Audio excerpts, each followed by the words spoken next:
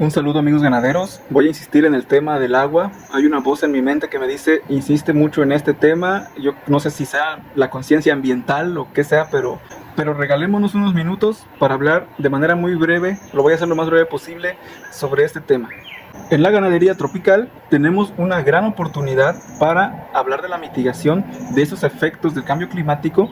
Uno de los que más nos golpean en el tema agropecuario es la sequía. Y entonces vamos a hablar muy brevemente de cómo realmente se mantiene la humedad.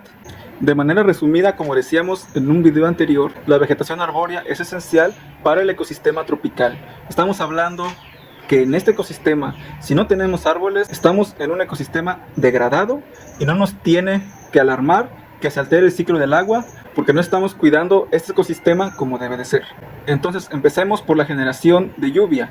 Los árboles, dentro de su metabolismo, extraen agua con sus raíces desde el suelo, la mueven a través de los troncos y ramas hasta la punta de la última hoja y mediante su proceso de evapotranspiración están constantemente expulsando vapor de agua. Este vapor de agua es el principal constituyente de las nubes de lluvia. Para que una nube se convierta nuevamente en lluvia, debe de encontrar las condiciones adecuadas para condensar. ¿Qué quiere decir? Que el vapor de agua se empieza a reunir y a convertirse en gotas de lluvia. El primer factor importante es un cambio de temperatura para que haya una pérdida de energía y el gas se vuelva más denso. Otra parte muy importante es que existan los llamados núcleos de condensación. Y hay dos tipos importantes de núcleos de condensación que muchas veces no tenemos en cuenta y que se forman en la vegetación de la selva. Uno es el núcleo de condensación microbiano, que son microorganismos que en forma de esporas son arrastrados por el viento hasta partes de la atmósfera muy lejanas y que pueden llegar a funcionar como núcleos de condensación a la hora de la formación de gotas de lluvia. Y el otro elemento son los compuestos orgánicos volátiles que las plantas expulsan y que actúan como aerosoles, que pueden también ser núcleos de condensación para las partículas de agua y formar gotas de lluvia. Ahora, la selva funciona en primer lugar como un imán de lluvia. ¿Por qué? Porque tiene un microambiente más frío. Por dos razones. La primera razón es una razón meramente física en la que la protección de la radiación directa del sol hace que no se genere una corriente ascendente continua de aire caliente, sino que haya capas de aire frío en la parte de abajo y que esas capas generan corrientes descendentes de aire, los cuales van a ser la primera llamada a que haya la lluvia. Y el otro factor es que la selva o la vegetación de por sí tiene una temperatura más baja, porque al tener constante movimiento de agua, la temperatura se dispersa y entonces las plantas se mantienen más frescas que el ambiente generalmente. Entonces tenemos un microclima que es más húmedo y más fresco, quiere decir que es más propenso a condensar lluvia. Cuando tenemos el suelo sin vegetación, la radiación solar calienta directamente al suelo y el suelo empieza a evaporar la humedad que contiene. Y como no hay una manera en la que no se caliente completamente la capa superficial, constantemente está subiéndose el vapor, está habiendo una corriente ascendente y no hay quien regule una corriente de retorno. Ese aire caliente y húmedo va a subir y va a hacer una nube que se transporte a otro lado hasta donde encuentre condiciones para volver a caer. A su vez, este suelo desnudo, al recibir directamente los rayos del sol, se va a calentar, como dije, va a perder humedad y también va a recibir directamente el impacto del viento porque no tiene vegetación que le sirva como barrera rompevientos.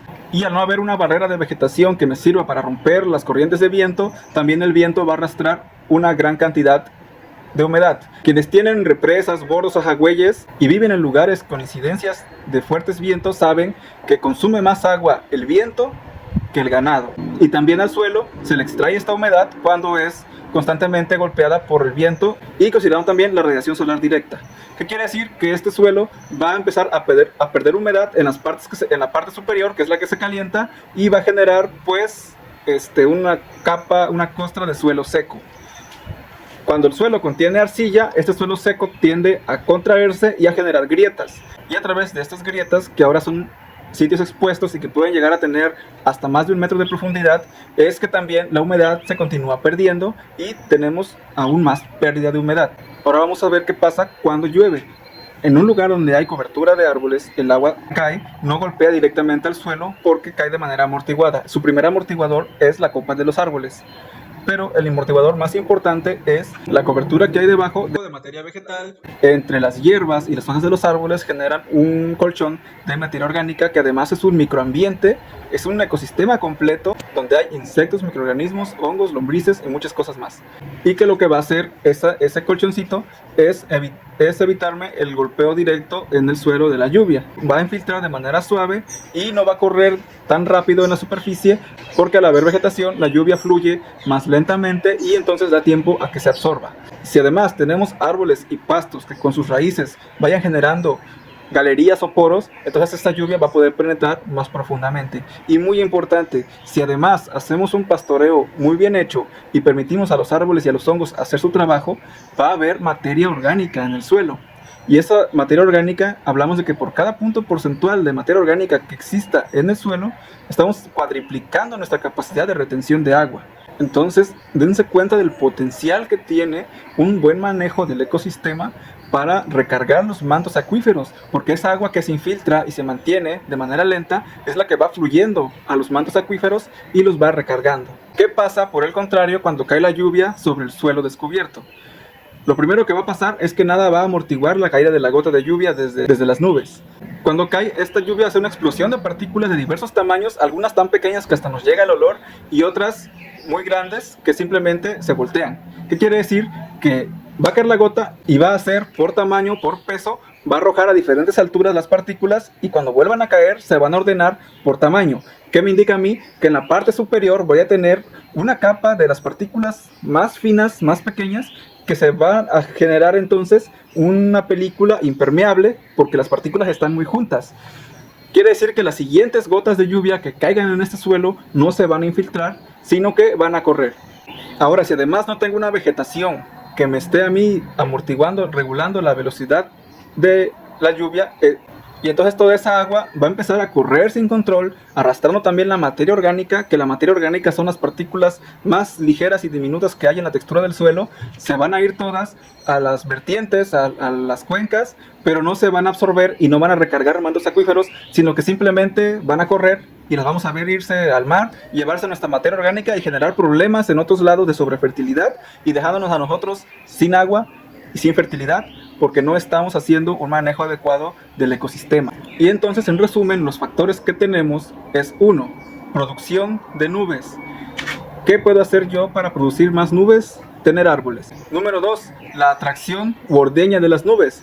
¿Qué tengo yo que tener para esto? Un microclima. ¿Quién lo van a generar? Los árboles. Número 3.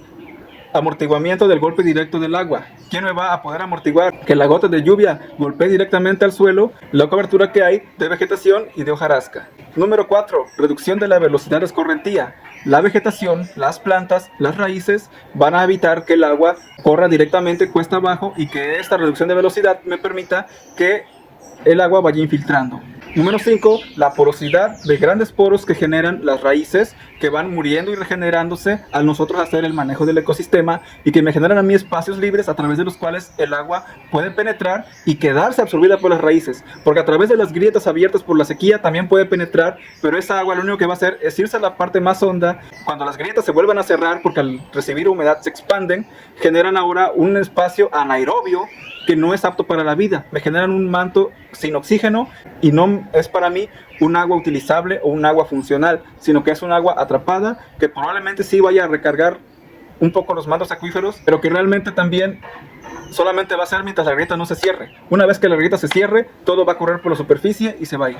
Y número 6, y muy importante, la captura que voy a tener por cada gramo de suelo por la presencia de materia orgánica que me va a retener esa humedad, que va a ser una humedad funcional y una humedad que va a ser utilizable por el ecosistema porque está atrapado en la parte viva del suelo. Y bueno, este es un video muy breve, lo vamos a dejar hasta aquí con tal de que sea muy breve y nos vemos hasta la próxima.